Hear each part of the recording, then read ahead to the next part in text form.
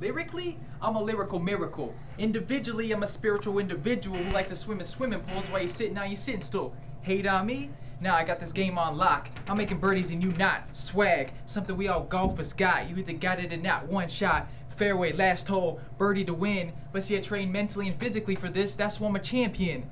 See, my haters said that I would never make it. Unfazed by my haters, I rose to the top and made it. The bar, I raised it. You could say I blew this game up. Michael baited. Okay, and here goes Gabe. He's sexy, he's hot. One time! Oh, and he drills it. Get that money! Thank you, Gabe. Woods Valley Golf Club, this is Gabe. I gotta get the phone! You get the phone, let's see how he answers it. Woods Valley Golf Shop, how can I help you? And for 4, you say? Alright, sir, and they're for 806 money for 4 players. Thank you, bye. Come again! Alright, what up you guys? This is Gabe and we're in my room. And you know if I have my Snuggie on, it means it's winter time. And I'm just going to share with you guys a couple tips on how you can improve during the winter time. Okay, so we're in my room and I'm going to share with you guys a couple techniques, a couple strategies so that you can improve during the winter time. There's only a couple things you need. One is mirrors. As you can see, I have a mirror here and I have a mirror over here.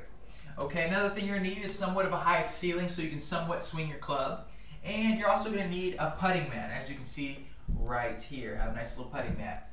So the first thing that I'm going to share with you guys is how to improve in the winter for your swing is, first of all, step number 1 is you need to know what you need to work on. The mirror is great because this is going to help you build new muscle memory and break these old swing patterns you have. So if you come over here, so let's say that I'm working on, I can set up in the mirror and I can see myself in the mirror. And what the mirror is great is I can check my posture, I can check, making sure my feet, my knees, my shoulders are all aligned, and then I can work on my backswing. And maybe for some of you who are coming too far inside, you can see that, or too far outside. And right now I'm just working on coming right here, so the club's parallel to my feet. And so what we can do is help build new muscle memory. And the way you do that is find out what positions you want to be in, and then you slowly swing to those positions. So what I'll do is I'll swing to those positions maybe 5-6 times, and then what I'll do is I'll close my eyes and then swing to that position, look at the club and see if I got it in the right position where I wanted it to. If I still swung and I got out of position, I'll go right back, swing it again, and then make sure I got it right. When I get it right, that's when I know I'm starting to grade that new feeling. So you can work on bringing it back straighter, maybe making your backswing a little longer, a little shorter, coming back more on plane, maybe not as much laid off or steep. So the mirror is great. And it's also great for you visual learners who can keep seeing, your swing in the proper positions, keep ingraining that picture in your mind of doing the right things. So that's the first thing I would tell you to do is swing to those positions, just static, wherever you want to go. You can look in the mirror, check your position, check the club face angle on top, and just swing to those positions. In golf, proper positions without fluidity doesn't work, but fluidity without proper positions doesn't work either. So get the positions down, and that way we're breaking our old swing habits. Because let's face it, we're around the range, we're swinging full speed, and when we swing full speed, it's easy to revert back to our old habits. So when we swing slow motion, when we just swing to those positions, now we're ingraining different muscle memory.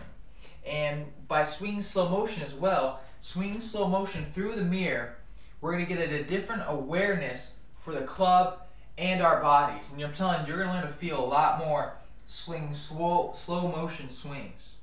Okay, so first, swing into the positions you want. And then once you get them ingrained, do it without looking, with your eyes closed. Make sure you're in the proper position. Then swing in slow motion and keep re-seeing the perfect swing you want. So you can use these mirrors for a lot of things. You can use them for, your leg work, maybe your leg and foot work. You can use them for, getting your hands ahead at impact. You can be real creative and you can, really ingrain your own personal swing. Once again, you can always work on your posture, making sure your hands are a little bit ahead at impact. You can work on your grip. It's a great tool to use during the winter to ingrain that swing you want. Another drill you can do that I saw Jim McLean give out was he had his students hold a basketball and he was just helping them teach the connection between the body and the arms. He says, you know, a lot of his students, they would just swing and only their arms would come up and they wouldn't get much shoulder turn.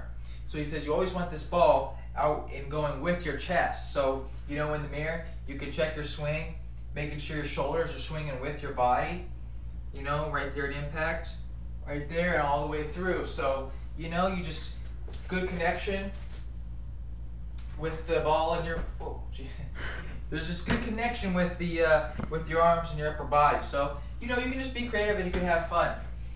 Now, the next thing you can do, that's to help your swing, ingrain that new muscle memory, is what you can do to help your putting is I have this putting mat.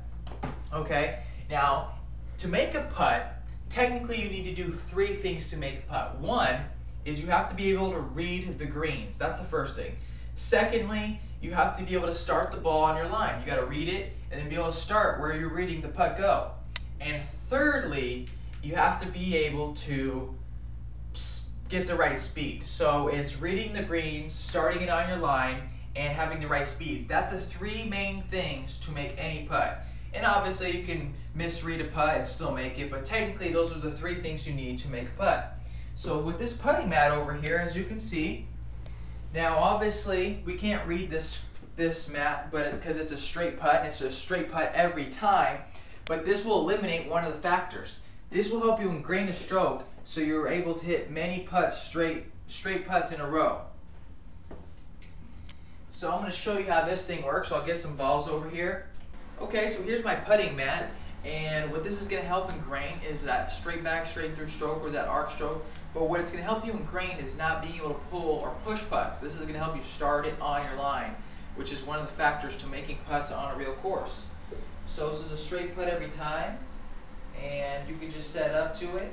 And I also like having the mirror there because I can check my posture, make sure my knees and my shoulders stay square, and then I just aim up my putt and rock my shoulders. There's one.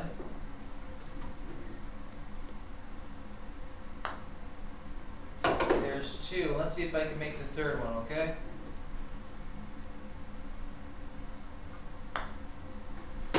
So there's 3 putts. Now I'm ingraining that stroke on starting it on my line. And this is a good thing if you want to also simulate pressure. You know, you might be able to say I want to make 50 putts 3 times a week, and you can't leave until you make 50 putts in a row. So you're going to start getting a little nervous around 45, 46, 47, and that's going to simulate pressure on a course or for a tournament. So this thing's going to help you definitely learn how to start on your line more consistently, and it's actually kind of fun. It's nice to kill some time and also work on your putting stroke. And you can actually work on your speed a little bit on this putting mat as well. You can hit it hard, maybe try to diet in, have some fun. This is $25, and you can really ingrain your good stroke. And with the mirror, you know, you can get the right posture and just rock those shoulders back and through. Alright guys, so that's some of the little simple things I do to try to improve during winter. And also, if you're at a place where it's snowing and you can't play at the golf course, I would say work on your physical fitness. If the winter time's a time where you can't golf as much, you know, go to the gym, work on your strength, work on your flexibility.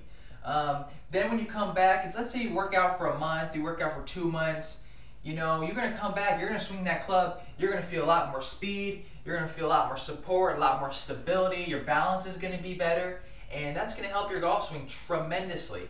And you don't need to go to the gym hour, 2 hours a day, 5 days a week. Just go for 20, 30 minutes every other day, and if you just keep doing these little things, you know, working on your body, working on your strength, working on your flexibility, working on your putting, working on your swing, after 1 to 3 months, your game is going to improve a lot, I guarantee you. It's these little things that we do that make big results, okay? So just stick with it, keep doing a little bit here and there, work on your flexibility, work on your strength, work on your putting, and work on your swing.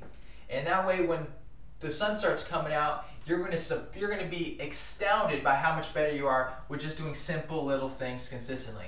So this is Gabe asking you, what do you guys do to improve during the winter? If you have any tips for me, I would love to hear them. You guys actually help me out a lot with a lot of tips you guys give me, so thanks. This is Gabriel Ryder, PGA Tour Driven, PureSwingTV.com, signing out. Yeah, we're still going. All right, here's Cole, and he's got the little hot dog container. He's got a 9-iron. He's chipping with, just working on his chipping. Let's see how good he can do. This looks pretty good. Oh, mama! Oh, there's Colton, and there's Bryce. What are you doing, man? Why do you do that stuff? That's so weird.